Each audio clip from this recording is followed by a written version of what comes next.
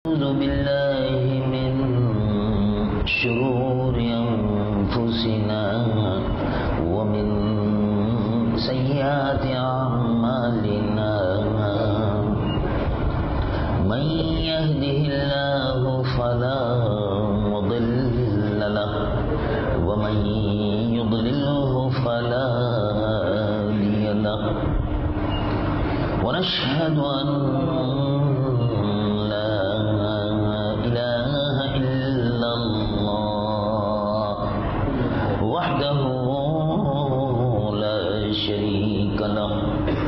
ونشهد أن سيدنا ونبينا وحبيبنا ومولانا محمد صلى الله تعالى عليه وسلم عبده ورسوله الذي أرسل إلى الخلق كافة بشيرا ونذيرا وداعيا إلى الله بإذنه وسراجا منيرا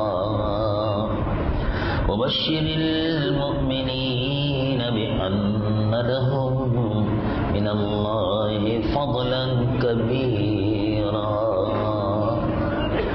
فهو الحبيب الذي ترجى شفاعته لكل هول من الأهوال مقتحم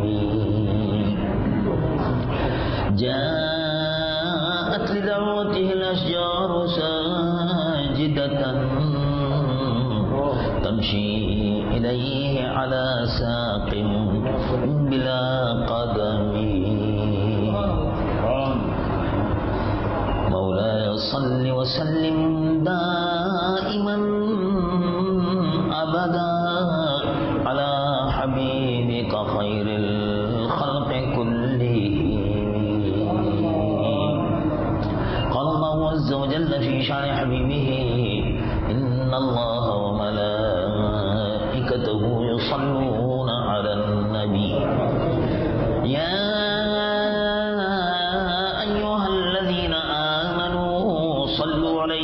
وسلموا تسليما اللهم صل على حبيبك سيدنا مولانا محمد صاحب الوجه الأنور والجبين الأزهر صلاة وسلاما عليك يا سيدي يا رسول اللہ۔ آج پھر ہم کچھی میمن جماعت خانے میں اللہ تبارک و تعالی اور اس کے پیارے حبیب حضور پر نور سید العالمین رحمت للعالمین محمد رسول اللہ صلی اللہ علیہ وسلم کے ذکر مبارک کی اس بابرکت محفل میں جشن نزول قرآن کے اس بابرکت اجتماع میں حاضر رب العالمین جل جلالہ وعظم نوالہ مجھ گناہگار و سیاہکار کی اور آپ کی ہماری سب کی حاضری کو قبول فرمائے۔ اس بابرکت محفل میں حضرات علماء کرام نے خطیب اہل سنت حضرت مولانا رجب علی صاحب نعیم دامت برکاتہ، خطیب پاکستان حضرت علامہ مولانا شبیر احمد صاحب ازہری جیل مجدہم کی ایمان افروز عشق اور محبت رسول صلی اللہ علیہ وسلم میں ڈوبی ہوئی رنگ و نور سے بھرپور تقاریر کو آپ سن رہے تھے، اور اسی کے ساتھ ساتھ حضور پر نور سید العالمین مصطفیٰ صلی اللہ علیہ وسلم کی باغ رسالت کی بلبلیں مداحان رسول حسان بن ثابت رضی اللہ عنہ وارضاہ کے نقش قدم پر چلنے والے مداحان رسول نعت خوان رسول اپنے عشق و مستی میں ڈوب کر اللہ کے محبوب صلی اللہ علیہ وسلم کے دربار میں نذران عقیدت پیش کر رہے تھے. ہمارے اور آپ کے ایمان کو انہوں نے تازہ کیا. رب العالمین جل جلالہ وعظم والہ یقیناً اس بابرکت محفل کو قبول فرما رہا ہے،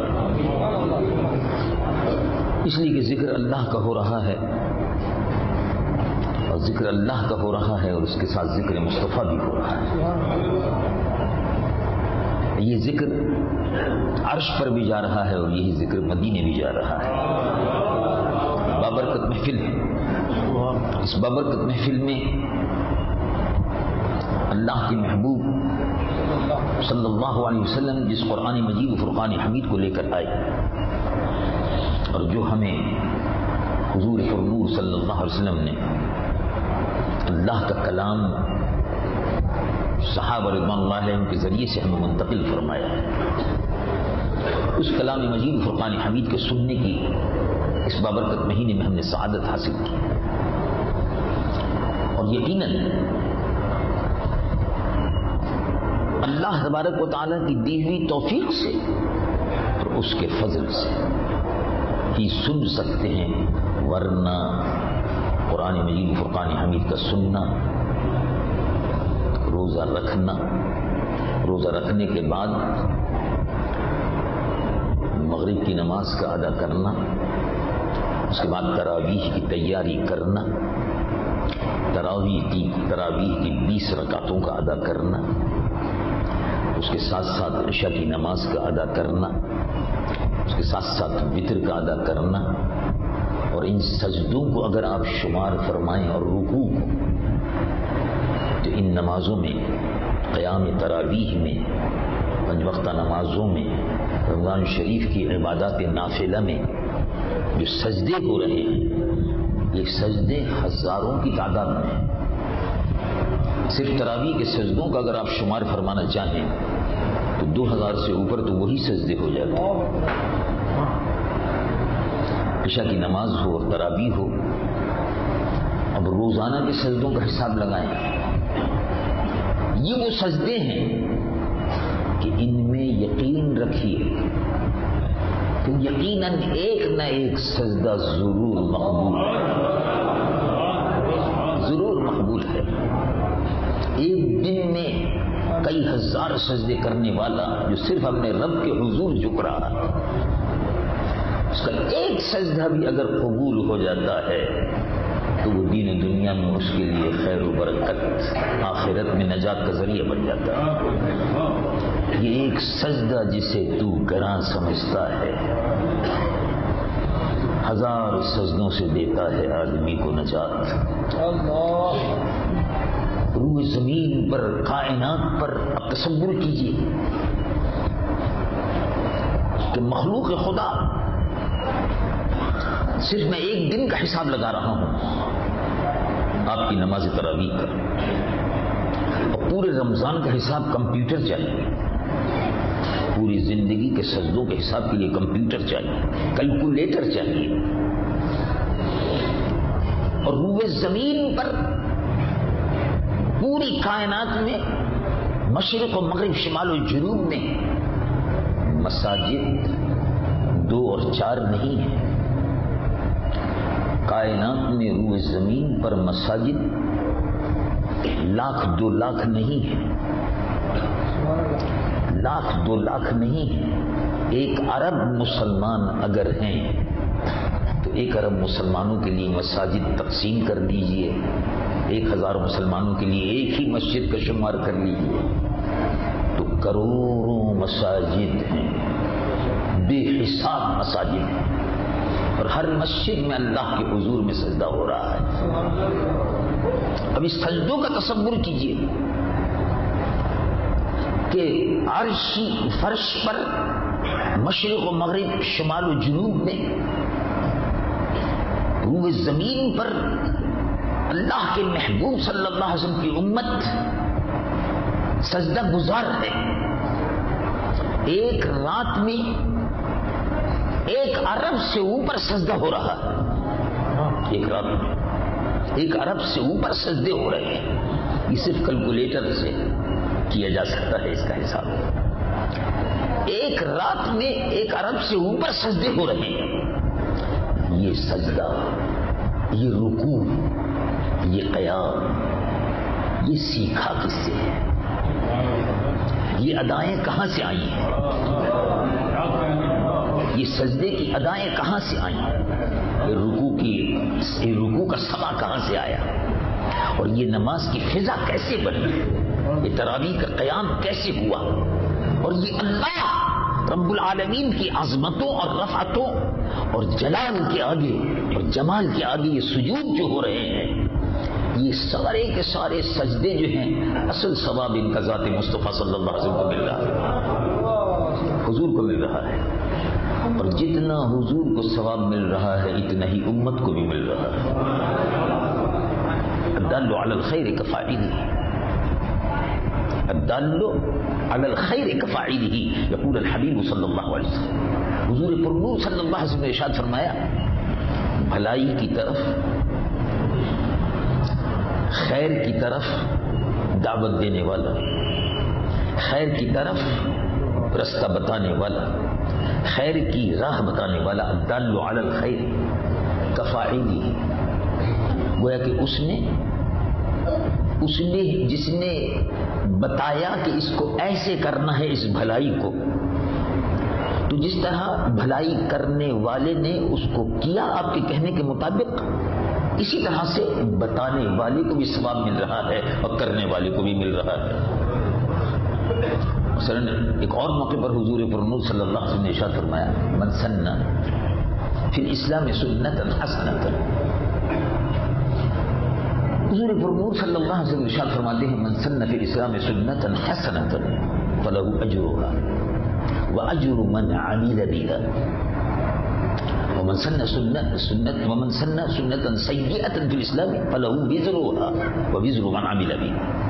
جس نے کسی نیکی کی تلقین کی، کسی اچھی بات کی تلقین کی، کسی اچھی بات کو بتایا، فلہ اجرها، اس کو اس کا اجر ملے گا، واجر من عمل بها، اس کو تو اس کا اجر ملے ہی گا، اور جس نے کیا ہے اس کو بھی اجر ملے گا. لیکن اس اجر حاصل کرنے والے کو وہ اس کے بھی ثواب میں شریک ہے اور الگ سے اس کو ثواب بھی مل رہا ہے.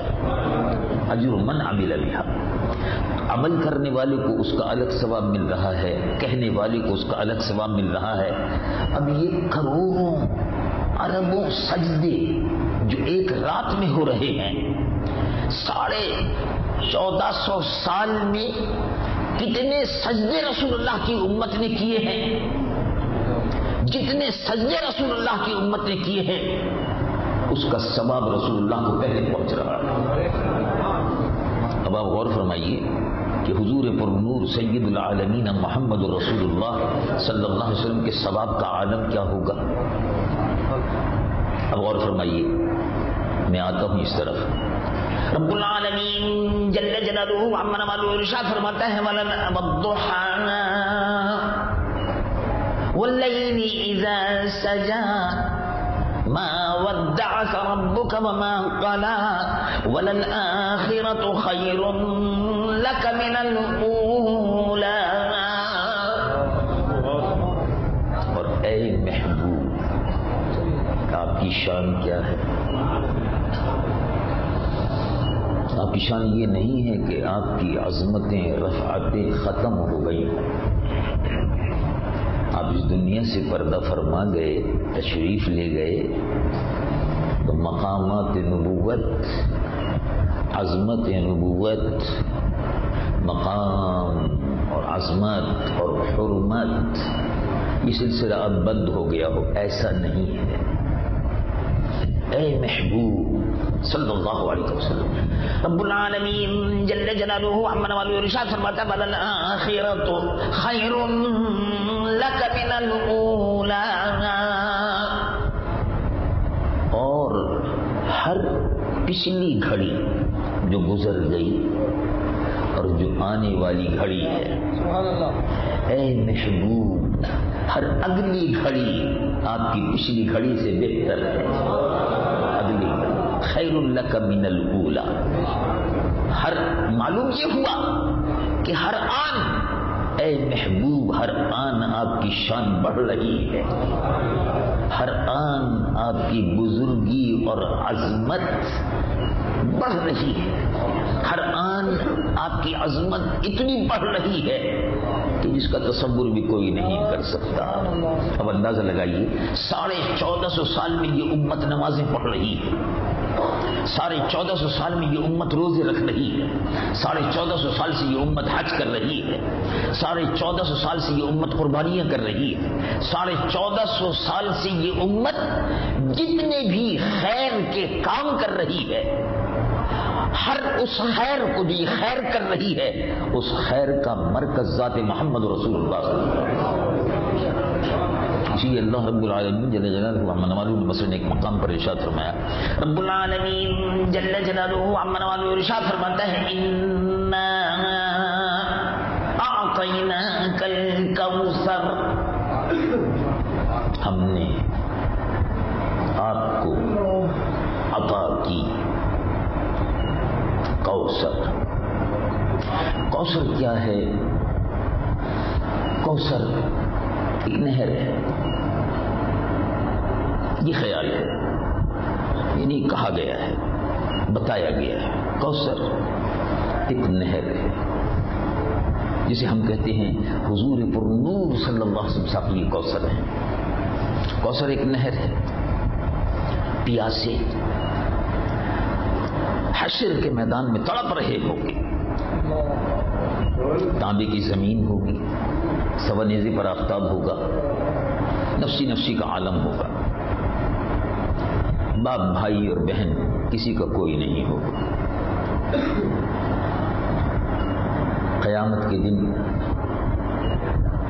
بیٹا باپ کو نہیں پہچان سکے گا، اپنی نفسی نفسی میں ہوگا،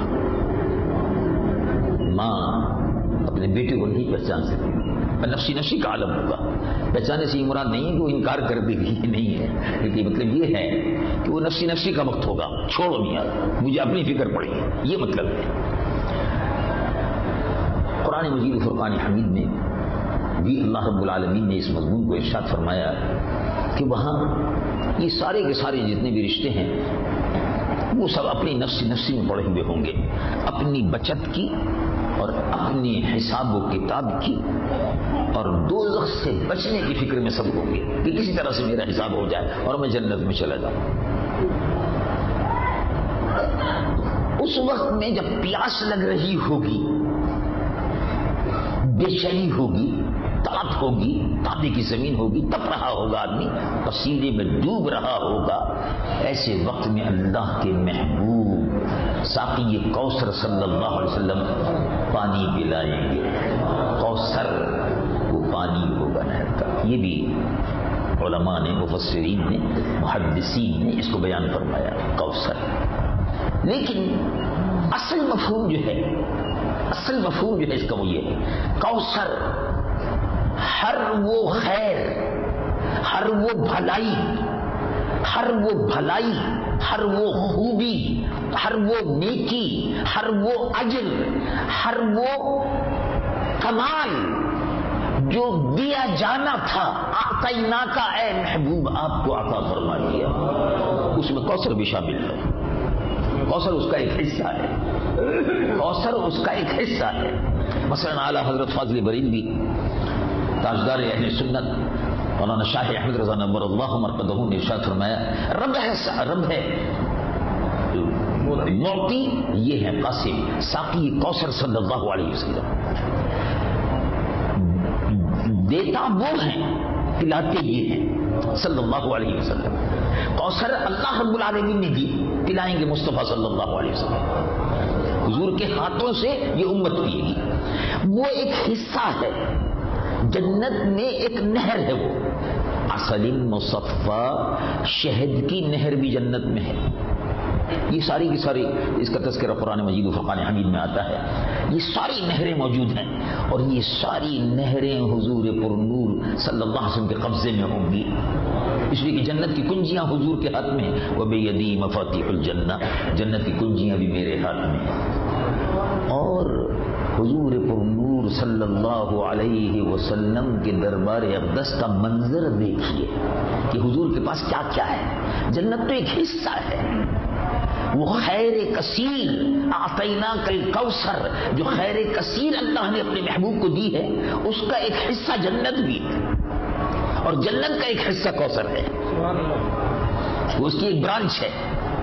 جنت اور جنت کے علاوہ جو کچھ حضور کو دیا ہے وہ کیا ہے؟ یہ پوری کائنات حضور کی ہے صلی اللہ علیہ وسلم. جنت تو ایک حصہ ہے جو ان کے قدموں میں. مثلا یہ کہ مدینہ مکہ معظمہ کے فضائل بے شمار ہیں، یہ کوئی شک نہیں. مکہ معظمہ کے فضائل بے شمار ہیں، عبادت کا ثواب بے شمار ہے، ایک نیکی کا ثواب بے شمار ہے. 1,00,000 نیکیاں، ایک نیکی پر 1,00,000 نیکیاں مکہ معظمہ میں حرم شریف کی ثواب ملتا ہے.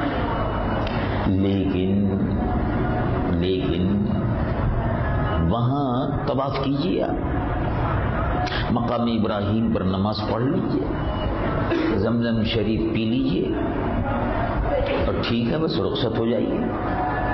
ہاں اب آئیے دربار مصطفیٰ میں،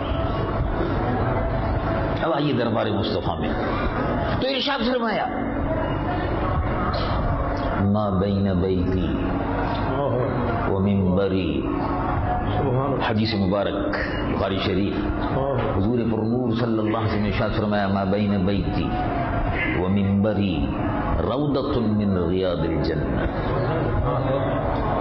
میرے منبر اور میرے گھر جہاں اب روضہ مبارک ہے، ام المومنین سیدہ عائشہ صدیقہ رضی اللہ تعالی عنہا کے حجرہ مبارک میں حضور پرنور صلی اللہ علیہ وسلم کا جسم اطہر ہے. ما بین بیتی و منبری روضۃ من ریاض الجنہ، او کما قال صلی اللہ علیہ وسلم، میرے منبر اور میرے گھر کے درمیان، روضے کے درمیان یہ جو ٹکڑا ہے مسجد نبوی میں، یہ جنت کا ٹکڑا ہے. معلوم ہوا جنت دربار رسول اللہ میں ہر وقت موجود ہے. اور اگر حضور پرنور صلی اللہ علیہ وسلم کا جنت میں کوئی حصہ نہ ہوتا یا نہ دے سکتے یا اس کے مالک نہ ہوتے تو پھر حضور کے قدموں میں کیوں رکھی ہوئی ہے؟ اور ارشاد فرمایا یہ ٹکڑا اسی طرح سے اٹھ کر قیامت کے دن جنت میں چلا جائے گا. تو جو وہاں آیا اس نے جنت میں نماز پڑھی، اور سبحان اللہ، اب جنت سے نکلنے کا جہاں تک معاملہ ہے، جنت سے نکلنے کا معاملہ حضرت آدم کے ساتھ ہو چکا. اب جس کو بھی جنت میں داخل کرنا ہے پھر اس کے بعد نکلنا نہیں ہے. تو اس ٹکڑے میں جو آ گیا، دربار مصطفیٰ میں پہنچ گیا، دامن رسول سے وابستہ ہو گیا، وہ جنتی ہے. اور بتایا یہ گیا کہ جنت دربار مصطفیٰ سے تقسیم ہو رہی ہے، مکہ معظمہ میں نہیں ہے، بیت المقدس میں نہیں ہے.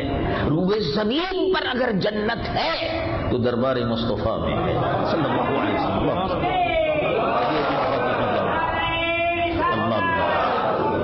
اب پھر غور کیجیے اس آیت پر.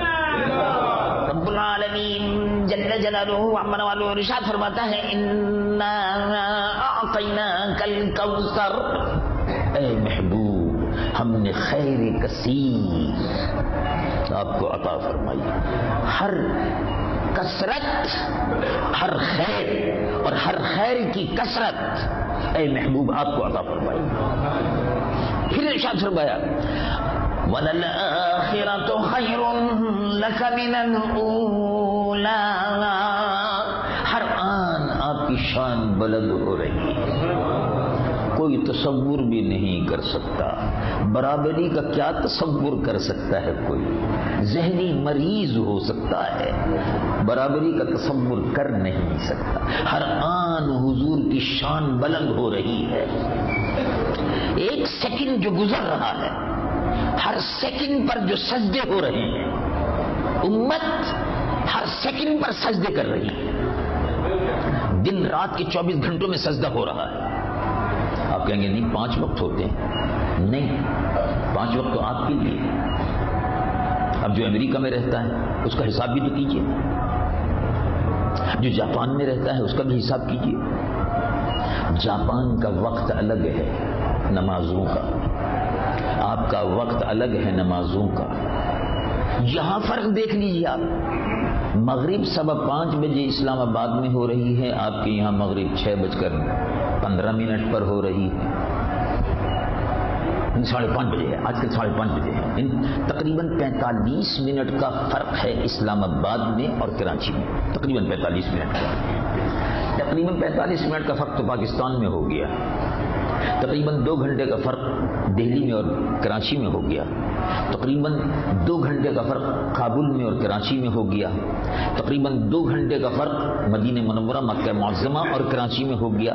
تقریباً 5 گھنٹے کا فرق لندن میں اور کراچی میں ہو گیا. تقریباً 10 گھنٹے کا فرق نیو یارک میں اور کراچی میں ہو گیا. اور تقریباً 13 گھنٹے کا فرق لاس اینجلس میں اور کراچی میں ہو گیا. اور تقریباً 7 گھنٹے کا فرق آسٹریلیا اور سڈنی اور کراچی میں ہو گیا. تقریباً 5 گھنٹے کا فرق سنگاپور اور کراچی میں ہو گیا. یہ فرق ذرا دیکھتے رہیے. آپ کی عشاء ختم ہوئی تو کہیں فجر شروع ہو گئی ہے. آپ کی ظہر ختم ہوئی تو کہیں عشاء ہو رہی ہے. آپ کی عصر ختم ہوئی تو کہیں مغرب ہو رہی ہے. تو دن رات کے 24 گھنٹوں میں نمازیں ہو رہی ہیں. دن رات کے 24 گھنٹوں میں سجدے ہو رہے ہیں. کوئی سیکنڈ سجدوں سے خالی نہیں جاتا. مشرق میں، مغرب میں، شمال میں، جنوب میں، کائنات میں، زمین پر، فرش پر سجدے ہو رہے ہیں. نمازیں ہو رہی ہیں. درود بھی ہو رہا ہے، سلام بھی ہو رہا ہے. نماز میں درود پڑھا جا رہا ہے. یعنی 24 گھنٹے اللہ کا بھی ذکر ہو رہا ہے، اس کے محبوب مصطفیٰ کا بھی ذکر ہو رہا ہے. اور یہ 1450 سال سے ہو رہا ہے. اور یہ ساری نیکیاں دربار مصطفیٰ میں پہلے جمع ہو رہی ہیں، امت میں بھی تقسیم ہو رہی ہیں، دربار مصطفیٰ میں بھی حاضر ہو رہی ہیں. اور یہ ساری خیر کثیر، ہر خیر کی کثرت دربار محمد رسول اللہ اس کا مرکز بنا ہوا ہے. ہر آن رسول اللہ کی شان بلند ہو رہی ہے. فرش زمین پر فرشی ان کا ذکر کر رہے ہیں اور عرش بری پر عرشی ان کا ذکر کر رہے ہیں. اب کھڑے ہوں اور ادب سے صلاۃ و سلام کا نذرانہ پیش کریں. بڑی محبت سے یا نبی سلام.